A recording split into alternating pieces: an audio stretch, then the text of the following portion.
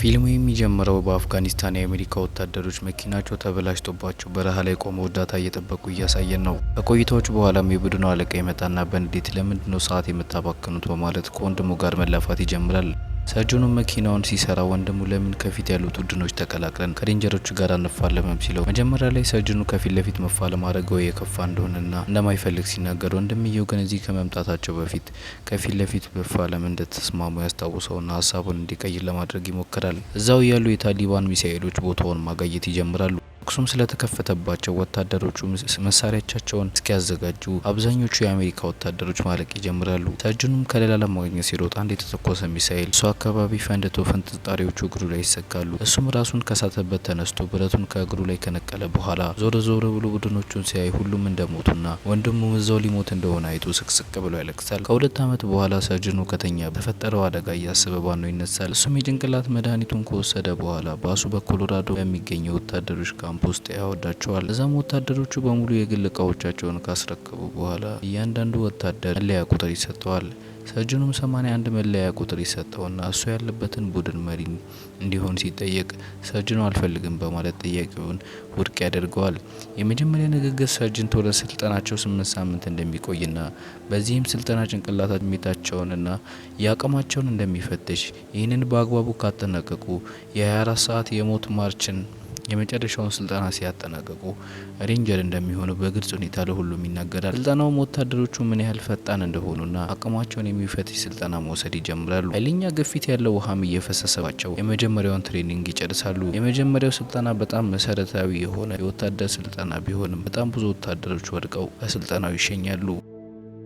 ሁለተኛውም ስልጠና የሰውነት ብቃት የሚጠይቅ ሲሆን በኃይለኛ ዝናብ ኤክሰርሳይዝ ማድረግ፣ በውሃ ውስጥም በጣም በዛ ላለ ሰዓት መቆየትና በዛ ያሉ ስራዎችን ሲሆኑ ቀኑም እየገፋ ሲሄድ በዛት ያላቸው ወታደሮች እየተሸኙ ይመጣሉ። ከ4 ሳምንታት በኋላ ወታደሮቹ በጫካ ውስጥ ከፍተኛ ክብደት ያለው ተሸክመው የሚሮጡ ሲሆን አብዛኞቹ ወታደሮች አንድ ላይ ሆነው እያወሩ ሲሮጡ 81 ቁጥር ግን ከፊት ለፊታቸው ነው። እነሱ ወደ መዳረሻቸው ሲደርሱ እሱ እየተመለሰ ነው። ምግብ ሲበሉ ሰርጅንት 81 ብቻውን ተቀምጦ እየበላ ነው። ቀጣዩም ስልጣናቸው በወንዝ ላይ በገመድ ማለፍና እጅ በእጅ ፍልሚያ ነው። ነገር ግን 81 ቁጥር አንድ እያጋደመ ያሸንፋቸዋል። ከሁሉም የተሻለውም እሱ ሲሆን በቀጣዩ ቀንም ቶረስ ትክክለኛ ፍልሚያ ላይ ልምድ ያላቸው የትኞቹ ናቸው በማለት ይጠይቃቸዋል።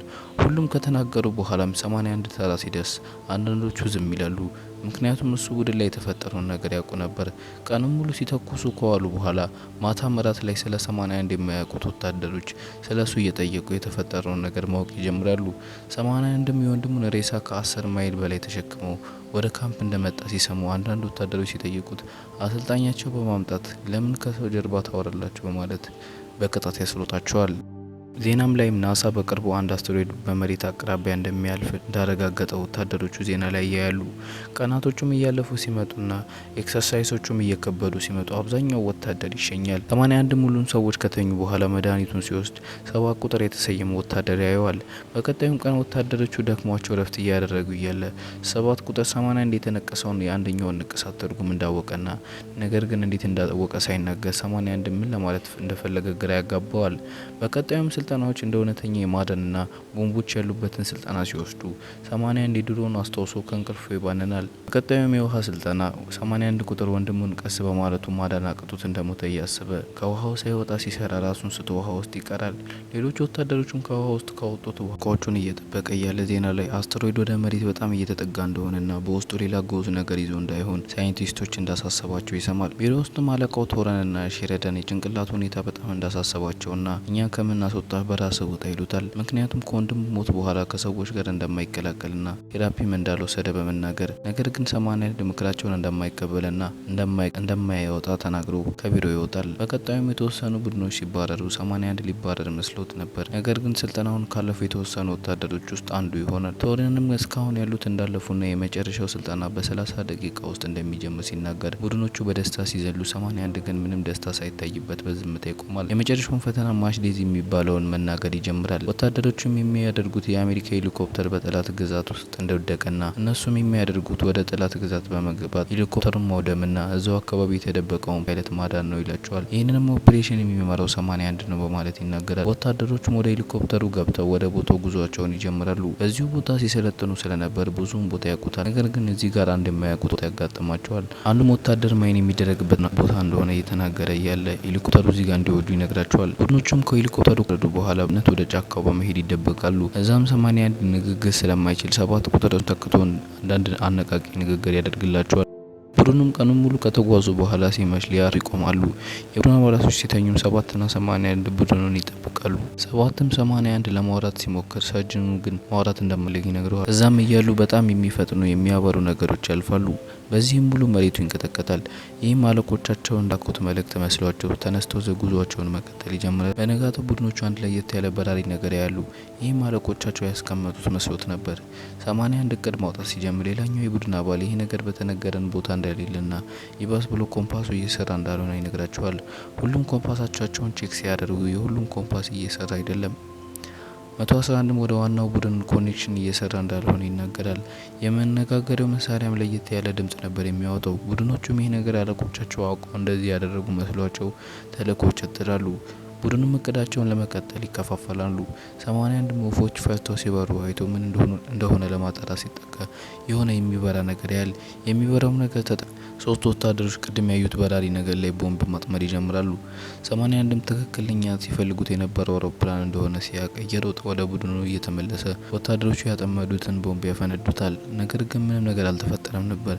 እነሱም በገደም ተጠግተው ሲያዩት በራሪው ነገር የሆነ ቀይ ነገር ማብራት ይጀምራል። ከዛም ተነስቶ እንደመቆም ካለ በኋላ ሰማያዊ መብራት አካባቢውን ለመቃኘትና ቀይ መብራት ደግሞ ቡድኑን ለመቃኘት ያወጣል።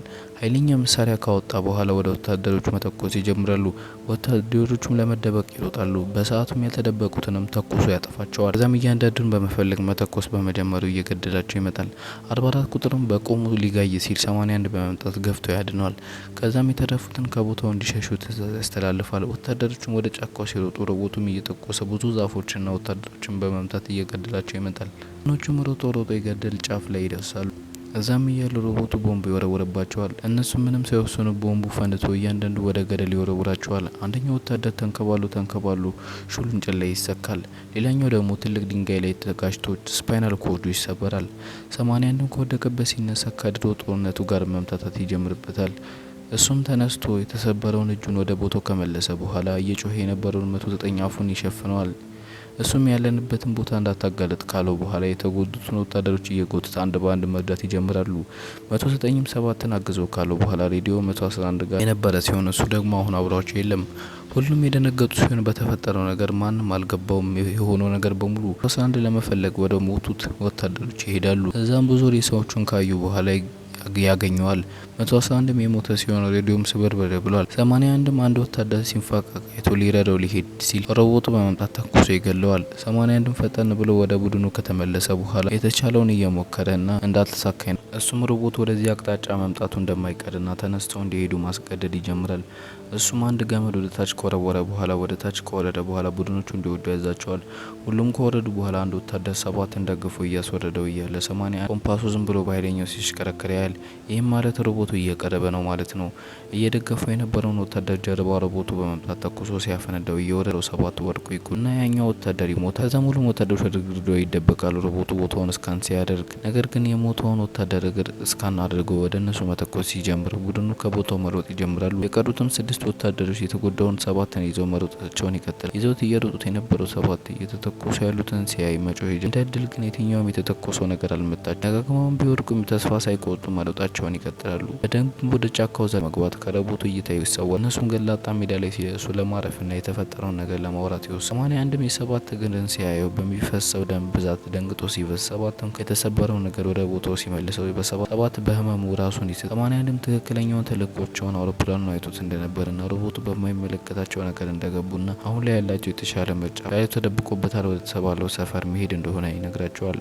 15 ይሄ መጥፎ ሀሳብ እንደሆነና ወደዛ የሚወስደው መንገድ ገላጣ ሜዳ እንደሆነና ያሉበትን ቦታ እንደሚያጋልጥ ሲናገር 81 ግን ምንም አማራጭ የለንም እንሄዳለን ይላል። የማያስፈልጋቸውን መሳሪያዎች ካስወገዱ በኋላ 7ን ለ4 ከያዙት በኋላ ጉዟቸውን ይቀጥላል። በመንገዱም ኃይለኛ ፍጥነት ያለው ወንዝ ያጋጥማል። 81ም ገመዱን አስሮ እንደሚያልፉ ከተናገረ በኋላ ገመዱን ወገቡ ላይ አስሮ ወደ ወንዙ በመግባት መዋኘት ይጀምራሉ። ውሃው ግን ኃይለኛ ስለነበር 44 መጀመሪያ ላይ የ81ን እይታ ያጣል ለሰከንዳቶች።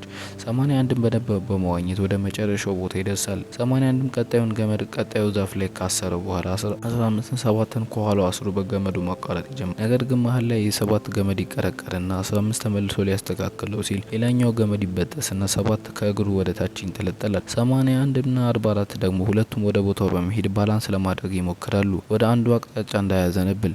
ከዛም ሁሉም 7ን እያነሱት እያለ ኮምፓሱ በድጋሚ መሽከርከር እንደጀመረ አላዩትም። ከየት መጣም ሳይባል ሮቦቱ ተኩሶባቸው ሁሉንም ወደ ውሃ ውስጥ ሲከታቸው ወታደሮቹ በውሃው ግፊት መሄድ ይጀምራሉ። እሱም ያልሄደው እግሩ በገመድ ስለተያዘ ነበር። ሮቦቱን 81 ሊጨርሰው ወደ ውሃ ውስጥ ገብቶ ሊተኩስ ሲል 81 እግሩን አላቀው ማምለጥ ይጀምራል። ሮቦቱም ሲተኩስበት ወደ ውሃ ውስጥ ገብቶ ያመልጠዋል። 7ም ወደ ውሃው ሲንሳፈፍ 81 አይቶት እሱን ለማዳን በፍጥነት እየተከተለው መሄድ ይጀምራል። የውሃውም ዌቭ ኃይለኛ የነበረ ሲሆን 81 እንደምንም ብሎ 7ን ሲይዘው ወራጅ ውሃ ስለነበር ተያይዘው ይወድቃል። 81 ራሱን ይስታል። ከዛም ሁሉም አንድ ቦታ ይገናኛል። 60 ቁጥር ነበር ያዳናቸው። እሱም ከመጀመሪያ ተኩስ በኋላ ሁሉም የሞቱ መስሎት እንደሸሸ ነው። ከውሃው ሲወርዱ አይቷቸው እንደሰባቸው ይናገራል። 81 ራሱን ከሳተበት ሲነሳ አንድ ቦታ ብዙ መቆየት እንደሌለባቸውና መንቀሳቀስ እንዳለባቸው ይናገራል። ሰዓታትን በጫካውና በተራራው ከተጓዙ በኋላ 81 እንዲያቆሙ ይናገራል። ወጥመድ ካገኘ በኋላ የተጠመደውን ገመድ ሲከተሉ የመጀመሪያ ተልእኮ አለቆቻቸው እንዳጠመዱት ይገባል። እነሱም ካለፉት በኋላ ጉዟቸውን ይቀጥላል። ወታደሮቹም ወደ ሰፈር ሲደርሱ ሙሉ ሰፈር እየነደደ ሲሆን ሮቦቱ ቦታውን አውድሞት እነሱ አንቴናው ስለተሰናው ኮኔክሽን ቢያላቸው 81 የተቆፈረ ነገር ሲያይ ከተራራው እንደመጣና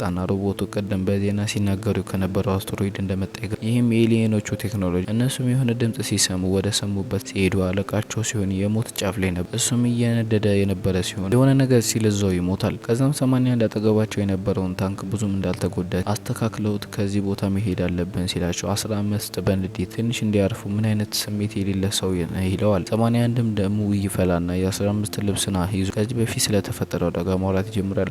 በሰዓቱ ወደ ቤት እንዳልደረሰና ራሱን ስቶ ሲነሳ ሆስፒታል እንደነበረና ዶክተሩ ሲናገር ወደ ቤቱ ሊደርስ 100 ጫማዎች እንደቀረው እንደነበር እሱ ትንሽ መጓዝ ስላቃተው ወንድሙ እንደሞተ በንዴት በዛም የተሰጠኝ ሜዳሊያ በሚያስጠላ ቀን የተሰጠው ሲሆን 81 የሁሉንም ስሜት እንደሚረዳ ነገር ግን ይሄ ስለነ እንዳልሆነ አሁኑን ወደ ቤት መመለስ እንዳለባቸውና ለዓለም እየመጣባቸው ያለባቸውን ማሳወቅ አለብን ይላል። ሁሉም 81 ባደረገው ንግግር ተነሳስተው ለመሄድ ሲዘጋጁ እያያቸው ነበር።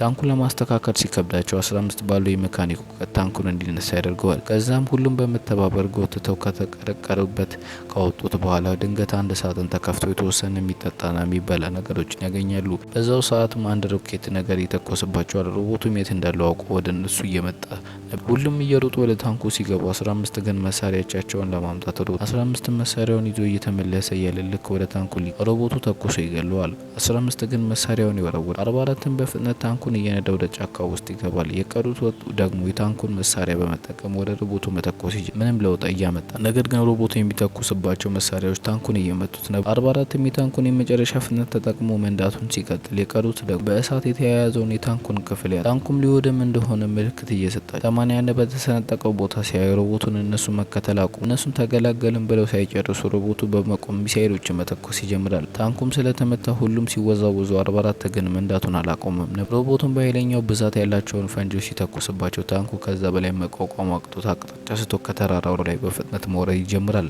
44ም ከምንም ነገር ጋር ሳይጋጭ ወደ ታች ይወርዳሉ። እነሱም ሮቦቱን ያመለጡት መስላቸው ሊደሰቱ ሲሉ ግን ሮቦቱ ከላይ ሆኖ እያያቸው ነበር። እሱም ከነበረበት በመዝለል ፊት ለፊታቸው ይቆማል። እነሱም ታንኩን አዙረው መንዳት ይጀምራሉ። ሮቦቱም ሰማያዊ ሌዘር ወደ እነሱ መልቀቅ ይጀምራል። እነሱም ደጋግሞ ወደ ሮቦቱ ሲተኩሩ ምንም ለውጥ ያመጡ አልነበረም። በዚህም ከሮቦቱ በተተኮሰው ነገር 109 እጁን ያጣል። ሮቦቱን በድጋሚ ሌዘር ሲለቅባቸው 44 የመጀመሪያውን ዙር ቢያመልጥም በሁለተኛው ግን ይመታል። በዚህም ግማሹ የታንኩ ክፍል 7ም ከታንኩ ወጡ ሊወድቅ ሲል 81 ይይዘዋል። ሮቦቱ በድጋሚ ሲተኩስ ግን 81 7ን ለቆ ከታንኩ ወድቆ ይወጣል።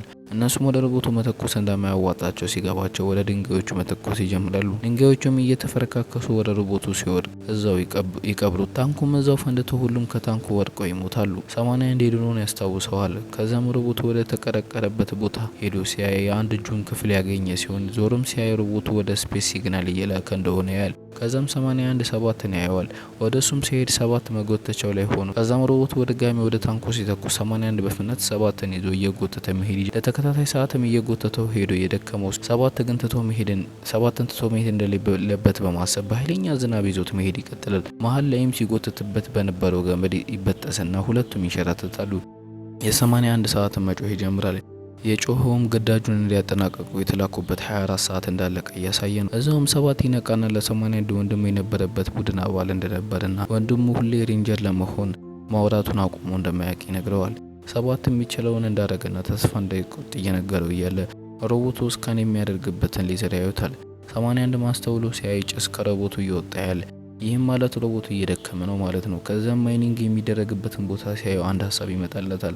7ንም አንድ ዛፍ ላይ ከደበቀው በኋላ ወደ ቦታው በመሄድ ፈንጂዎችና ዳይናማይቶችና አንድ ሪሞት የማይኒንጉን ማሽኖች የሚቆጣጠር ያገኛል። ሮቦቱም ወደ ጫካው ገብቶ 7ን ሊያገኘው ሲል 81 አንድ ፈንጂ ሮቦቱም ትኩረቱን ወደዛ አድርጎ 7ን ትቶት ልክ እዛም እንደሄደ 81 ሮቦቱም ሊነሳ ሲል 81 በመቆፈሪያ ማሽን በመምጣት ሮቦቱን ከተራራ ጋር ያጣብቀዋል። እዛም ማይን የሚያደርገውን ከላይ ያለውን ማሽን ሲያበራው ድንጋዮቹ መውደቅ ሮቦቱን ከተጣበቀበት ለመላቀቅ ከኋላው ያለውን እሳት ሲያስጀምረው ከተራራው መላቀቅ ይጀምራል። ከዛም ሌዘሩን ሊለቅ ሲል 81 በድጋሚ ፍጥነት ሮቦቱን ከተራራው ጋር ይለጥፈዋል። ማሽኑን በተቻለው አቅም ሮቦቱን ለጥፎ ሲያቆዩ ሮቦቱ በኃይለኛው መጋል ይጀምራል። ሮቦቱም ለመላቀቅ ሲል እዛ ጋር የቆመ አንድ ብረት ላይ ተኩሶ 81 ላይ እንዲወድቅ ሊያደርገው ሲል 81 ቀድሞ አይቶ ስለነበር ከመኪናው ወጥቶ ይዘላል። በጣም የጋለውም ሮቦት ኃይለኛ ፍንዳታ ተፈጥሮ ይፈነዳል። ነገር ግን የሮቦቱ ፈንጂ የሚቀመጥበት ቦታ ይከፈትና ፈንጂዎቹ ሲወጡ 81 እየሮጠ በተቻለው አቅም ወደ ጫካ ይመለሳል። እዛውም በጣም ኃይለኛ ፍንዳታ ይፈጠራል። እስከሚነጋም ድረስ 81 7ን ተሸክሞ ወደ ቤዝ ይወስደዋል። እዛም ሲደርሱ በጣም ብዙ ሬሳዎች ነበሩ። ሄሊኮፕተሮችም የሮቦቶቹን ስብርባሪ ዶክተሮቹም 7ን ከወሰዱ ሸልደንን በመምጣት ለ81 ቤዛቸውን እንዳዳኑ ነገር ግን ግማሹ የሰራዊት አባላቱን እንዳጧቸው ይናገራል። የኤሊየኖቹ ሮቦቶች በየቦታው እንዳሉና የሰው ልጅ ለመጥፋት እየተቃረበ እንደሆነ ይናገራል። በዜናውም ላይ አስተሮይዶች ሙሉ ዓለም ላይ እየወደቁ እንዳሉና ብዙ ሰዎችን እየገደሉ እንደሆነ የዓለም መሪዎቹም ተሳስበው እቅድ እንደው የሰው ልጅ መሳሪያዎች ኤሊየኖቹን ለማጥፋት እየሰሩ እንደሆነ ይናገራል። 81 ለአለቆቹ የተፈጠረውን ነገሮች ነግሯቸው የሮቦቱ የጭስ ማውጫ ቦታ ደካማ እንደሆነና እሱ ቦታ ላይ መምታት እንዳለባቸው ሲናገር ሁሉም መረጃውን ለዓለም መንግስታቶች ማሳወቅ ይጀምራሉ ሬንጀር በመሆን ከዛም 81 ለሌሎች ሬንጀሮች መልእክት ካስተላለፈ በኋላ ሁሉም በሄሊኮፕተሮች ሮቦቶችን ለማጥፋት እየሄዱ እያሳየንና 81 ተኝቶ ሲያልም ወንድሙን ፊልሙ እዚህ ጋር ያልቃል።